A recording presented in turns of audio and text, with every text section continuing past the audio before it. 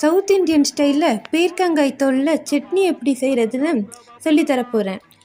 பீர்க்கங்காய் தோல் 2 பீர்க்கங்காய் தோல், தேவையான அளவு எண்ணெய், அரை மூடி தேங்காய், துருவின தேங்காய், 25 கிராம் கடலைப்பருப்பு, தேவையான அளவு உப்பு, 3 அல்லது 4 காஞ்ச மிளகாய், ஒரு சிறிய நெல்லிக்காய் அளவு புளி.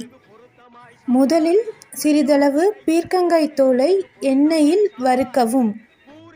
பிறகு சிறிதளவு கடலைப்பருப்பை சிறிதளவு எண்ணெயில் வறுக்கவும், தனியாக வறுக்கவும். பிறகு எல்லா பொருட்களையும் மிக்ஸி ஜாரில் சேர்த்து மையாக அரைக்கவும். பிறகு அரைத்த சட்னியில் கடுகு, கருவேப்பிலை தாளித்து கொட்டவும். சுவையான சட்னி ரெடி. மறக்காமல் வீடியோவை லைக் பண்ணுங்கள், சப்ஸ்கிரைப் பண்ணுங்கள். இந்த சட்னி கண்டிப்பாக செஞ்சு பாருங்கள். இட்லி, தோசை, சாதம் எல்லாத்துக்கும் இந்த சட்னி செம்ம டேஸ்ட்டாக இருக்கும். கண்டிப்பாக வீட்டில் செஞ்சு பாருங்கள்.